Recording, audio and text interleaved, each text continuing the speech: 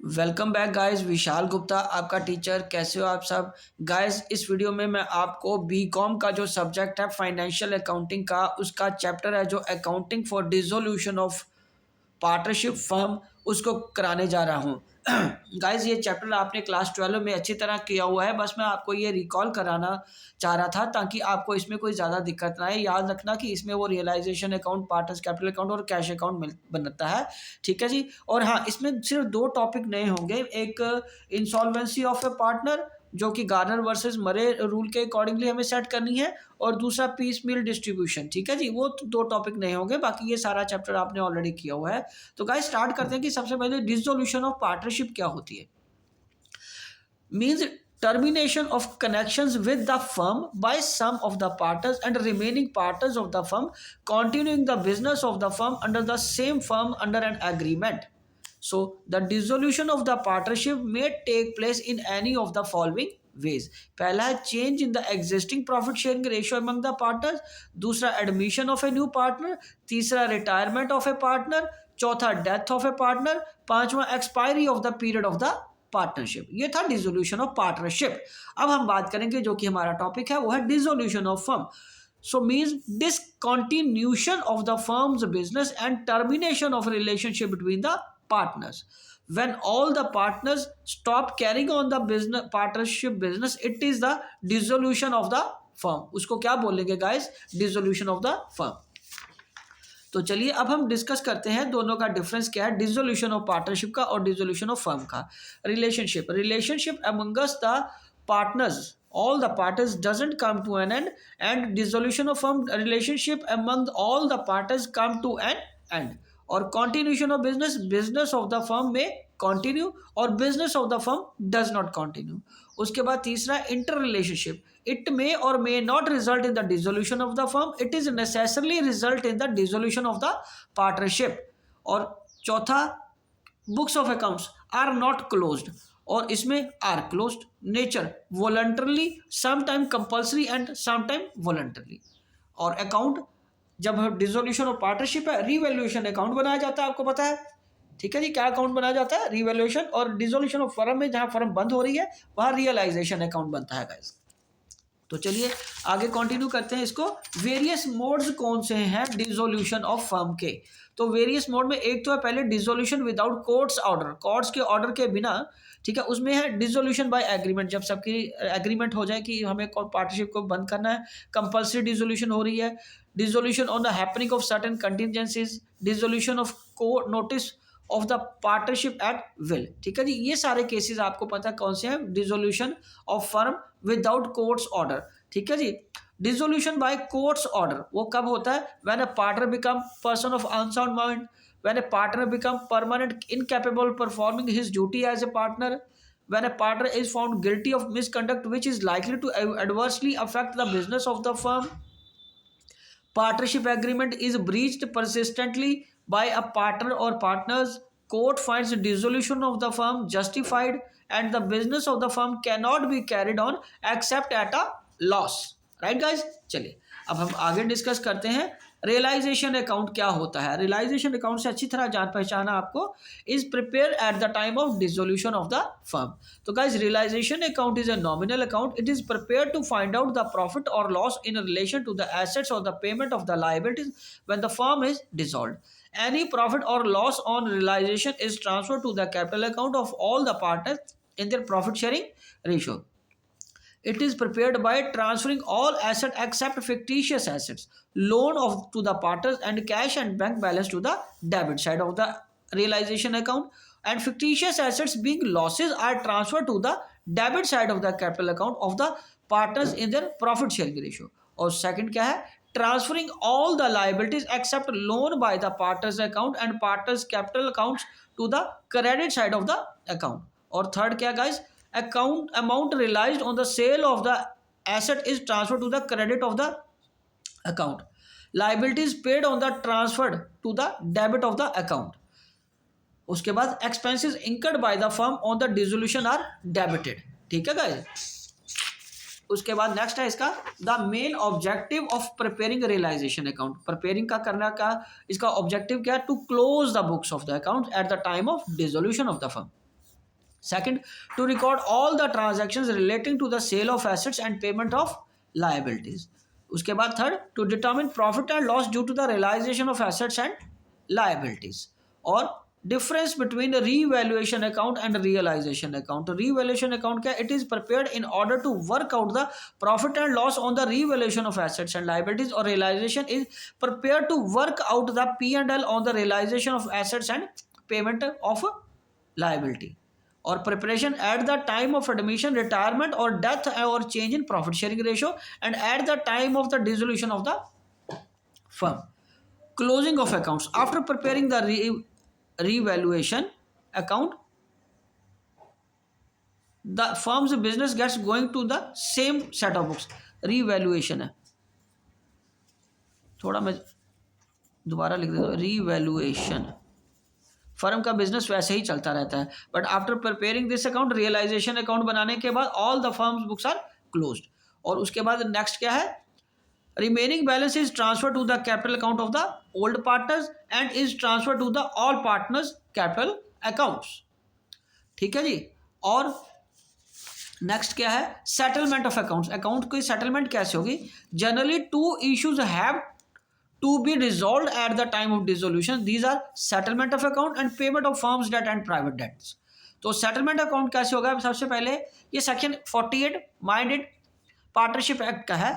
So treatment of losses including deficiencies of capital is paid first out of profit, then out of capital, and lastly if necessary by the partners individually in the ratio in which they share profits.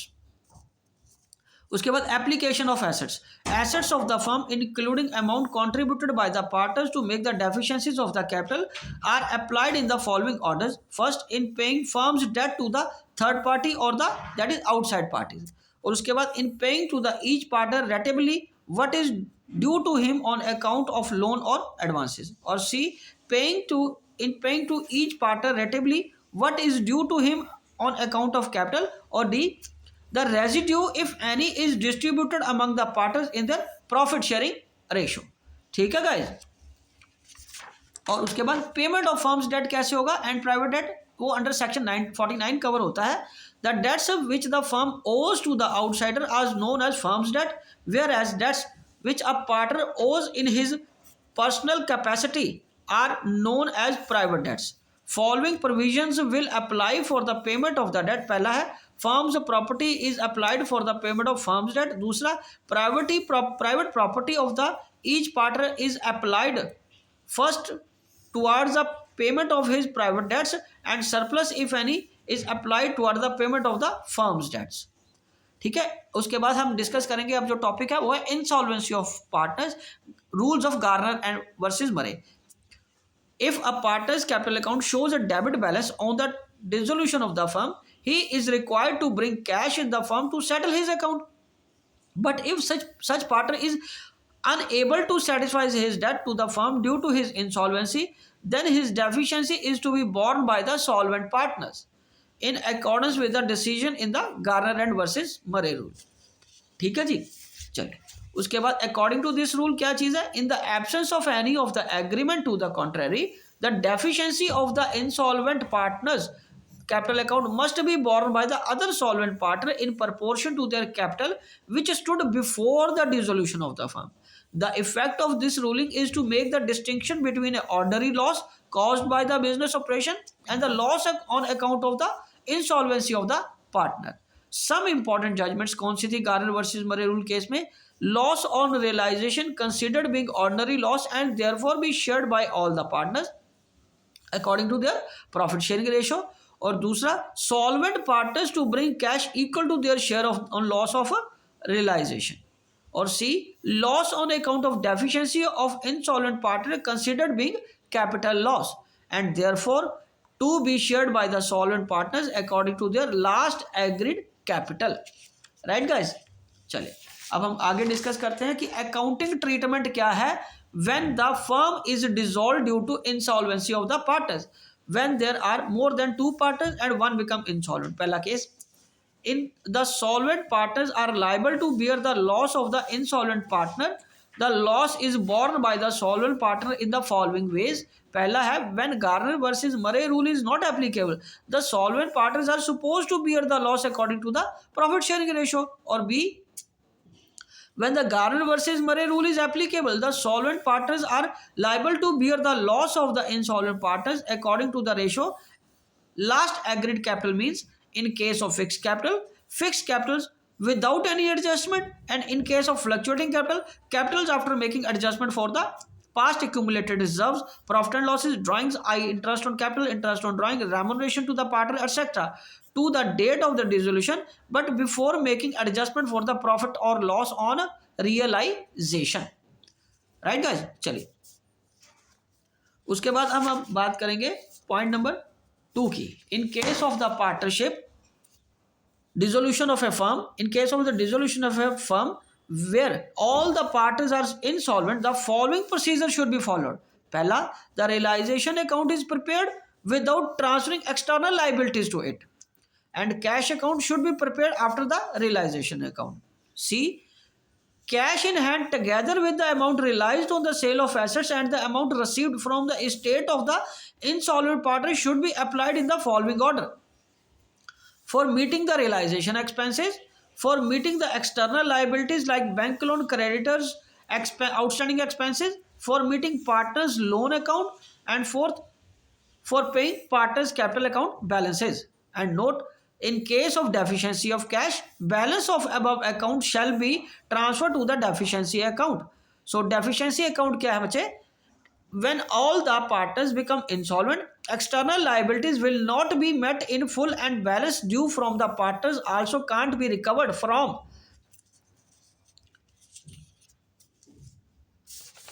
partners in full. ठीक है, उनसे recover नहीं किया जा सकता full में. Hence the balance due to the external creditor, balance due from the partners are transferred to the separate account which is called deficiency account. अब हम नेक्स्ट टॉपिक डिस्कस करेंगे पीस मिल डिस्ट्रीब्यूशन.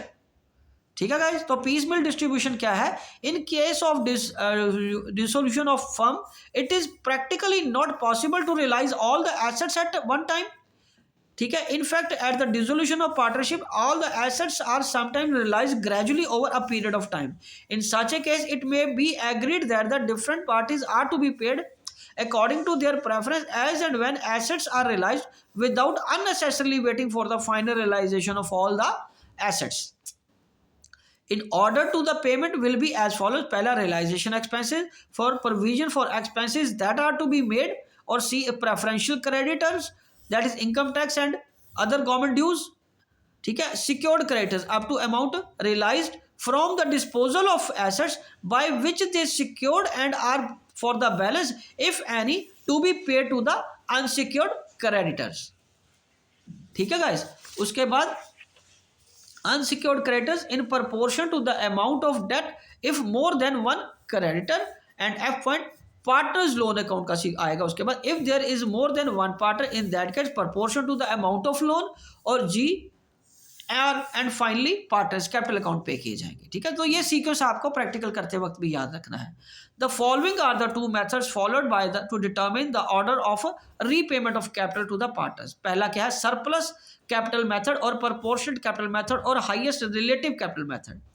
ये जो method है is applicable when all the partners are solvent. The following steps are to be calculated to calculate the surplus capital. पहले adjusted capital, the balance lying in the capital account of the partners are adjusted with the undistributed profit, loss, drawings and reserves. उसके बाद base capital. The adjusted capital is divided by the unit of profit share and the minimum amount is called the base capital. और minimum amount को क्या बोला जाएगा? Base capital.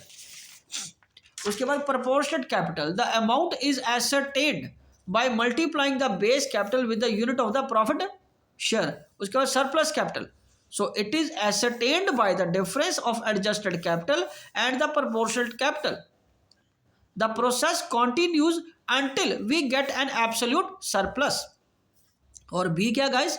Maximum possible loss method. So an alternative method of piecemeal distribution among the partners is to calculate the maximum possible loss on every realization after the outside liabilities and the partner's loan has been paid. the amount available for the distribution amongst the partners is compared with the total amount of capital payable to the partners, and the maximum loss is ascertained on the assumption that in future assets will not realize any amount. The maximum possible loss so ascertained is deducted from the capital balances of the partners in their profit sharing ratio, and the balance left लिखना था, मैं क्या लिख दिया, left, ठीक है, in the capital account after deducting the maximum possible loss will be the amount payable to the partner, right guys. और उसके बाद हम आगे डिस्कस करेंगे, if the partner's share of maximum possible loss is more than the amount standing to the credit of his capital account, he should be treated as insolvent and his deficiency should be debited to the capital account of the solvent partners in the proportion of their capital which stood on the dissolution date as stated by the Garner and versus Murray rule. The amount standing to the credit of the partners after debiting their share of maximum loss, their share of insolvent partners deficiency will be equal to the cash available for the distribution amongst the partners. This process of maximum possible loss is repeated on such realization till all the assets are disposed. उसके बाद क्या है, conversion of partnership into company or acquisition of firm by a company. For various reasons, an existing partnership may sell the entire business to an existing joint stock company, which is called absorption of a partnership firm by a company, or for the purpose of expansion it can also convert itself into a joint stock which results into flotation, right guys। उसके बाद of a new company to take over the business of the partnership, okay। In either of the above cases, the existing partnership firm is dissolved and all the books of accounts are closed, इसमें सारी close कर दी जाएंगी books। और आगे क्या है, the procedure of liquidation of the partnership business is same in the case of dissolution of firms, but the assets of the firms are not disposed of and liabilities are not repaid. Instead, they are transferred to any new company for a lump sum amount which is called purchase consideration, ठीक है। Purchase consideration refers to the consideration payable by the purchasing company to the vendor company for taking over the assets and liabilities of the vendor company. Although purchase consideration refers to the total payment made by the purchasing company to the shareholders of the vendor company, its calculation could be in different method as explained below। पहला क्या है, lump sum method, दूसरा net asset method, तीसरा net payment method। तो एक एक करके हम इसको एक्सप्लेन करते हैं, बहुत ईजी है गाइज, ठीक है जी। लम्प सम मेथड अंडरस्टूड है कि सारे पैसे इकट्ठे पे कर देने हैं, तो इसमें आपको पता चल गया, under this method purchase consideration will paid in lump sum as the valuation of purchasing companies valuation. For example, if it is stated that A limited take over the business of the B limited for 15 lakh, here is the sum of rupees 15 lakh is the purchase consideration, इसमें तो कोई बड़ी बात नहीं है। उसके बाद है net assets method। Under this method, purchase consideration shall be computed as follows: agreed value of assets taken over less agreed value of liabilities taken। तो दोनों का डिफरेंस क्या आ जाएगा, हमारा परचेज कंसिडरेशन आ जाएगा, ठीक है जी। और फिक्टिशियस एसेट इसमें नहीं ली जाएंगी क्योंकि वो लॉसेज है, वो कैपिटल में चले जाते हैं। और सी क्या है, net payment method. Under this method PC should be calculated by aggregating total payment made by the purchasing company, for example cash shares is equal to purchase consideration, right guys। उसके बाद हम बात करेंगे अब जर्नल एंट्रीज की। तो journal entries कैसे बनेगी in the case of dissolution of partnership firm, पहले एसेट्स को ट्रांसफर करेंगे, realisation account debited to assets account, ठीक है जी। For transferring of liabilities account debited to realization account. For transfer of accumulated profit account debited to partners capital account. Or for transfer of accumulated losses, partners capital account debited to accumulated loss. For assets including unrecorded assets realized, सारा कुछ जब relies हो जाएंगे assets में, assets जब बिक जाती है, रिलाइज हो जाती है, कैश और बैंक अकाउंट डेबिट करके रियलाइजेशन को credit. For assets including unrecorded assets taken over by the partner, realisation account debited to partners capital account debited to realization account, okay। और उसके बाद नेक्स्ट क्या है, for liabilities including unrecorded liabilities are paid off realisation account debited to cash और bank account, for liability taken over by the partners realisation account debited to partners capital account, for repayment of partners loan account debited to cash account और bank account, for payment of realisation expenses realisation account debited to cash और bank account, assets taken over by creditor, no entry, इसकी कोई entry नहीं होगी, ठीक है जी। For distribution of profit और लॉस ऑन द रियलाइजेशन, ठीक है, उसका क्या आएगा, फॉर प्रॉफिट या लॉस, दोनों में से एक ही चीज होगी ना, दोनों तो एक साथ नहीं हो सकती, ठीक है जी। Realisation account debited to partners capital account, और अगर लॉस हुआ तो partners capital account debited to realisation account. Guys याद आ गया, प्लस 2 में यही एंट्री थी ना सारी, हाँ। उसके बाद for final payment to the partners capital account debited to cash और बैंक अकाउंट, और for realisation of cash from partners in case of dissolution, अगर उनसे कैश मिल रहा है तो ये कैश और bank account debited to partners capital account आएगा। तो अब मैं आपको रियलाइजेशन का अकाउंट का फॉर्मेट बना देता हूँ, मैंने जानबूझ के नहीं बनाया था, मुझे था कि मैं आपके सामने बनाऊंगा तो आपको एक बार रिवीजन की तरह हो जाएगा कि कैसे किया था हमने प्लस 2 में। एंट्रीज में अमाउंट को कैलकुलेट करना गाइज मुश्किल काम होता है या थोड़ा कंसंट्रेशन है, लेकिन एंट्रीज तो वही कॉमन रहेंगी ना पोस्टिंग इसकी, ठीक है जी। अकाउंट तो वैसे ही बनेगा। तो यहाँ आ जाएगा सन्ड्री एसेट्स, तो ये हो गया ट्रांसफर, ठीक है जी। और उसके बाद क्या आएगा, बाय लाइबिलिटीज, जो आउटसाइड लाइबिलिटीज हैं, यहाँ आ जाएगा, ये भी ट्रांसफर हो जाएगा, ओके जी। उसके बाद यहाँ आ जाएगा बैंक या कैश बैंक या पार्टनर, ठीक है जी। ये आ जाएगा एसेट्स रियलाइज्ड करके आ जाएगा, रियलाइज्ड, ठीक है जी। इसमें अनरिकॉर्डेड भी आ जाएगी, तो इधर क्या आएगा, टू बैंक कैश या पार्टनर्स कैपिटल, है ना, पार्टनर्स कैपिटल्स, ये आ जाएगा लाइबिलिटीज पेड, और उसके बाद एक्सपेंसेस पेड, चाहे कैश से या बैंक से या पार्टनर्स कैपिटल अकाउंट में आ जाएगा, एक्सपेंसेस पेड आ जाएगा। उसके बाद यहाँ पे गाइस क्या आएगा, अब ये प्रॉफिट हुआ लॉस हुआ तो इधर आ जाएगा बाय लॉस ऑन रियलाइजेशन, ठीक है जी। और इधर आ जाएगा टू प्रॉफिट ऑन रियलाइजेशन, ठीक है जी। तो ये दोनों चीज़ें तो इकट्ठी नहीं आएंगी, दोनों में से एक ही आएगा। और पार्टनर में ABC पार्टनर है तो उनकी रेशो मान लीजिए 1/3 है तो 1/3 उनको चला जाता है, ठीक है जी। 1/3 अगेन 1/3 और अगेन 1/3 फॉर एग्जाम्पल, ठीक है जी। तो गाइज इसी के साथ ये वीडियो मैं कंक्लूड करता हूँ और ये टॉपिक भी यही कंप्लीट होता है। आई होप कि आपको अच्छे से समझ आ गया होगा। आप इसी तरह मेरे चैनल को सब्सक्राइब करके वीडियोस देखते रहिए और अपना कोर्स कंप्लीट करते रहिए। Wishing you good luck.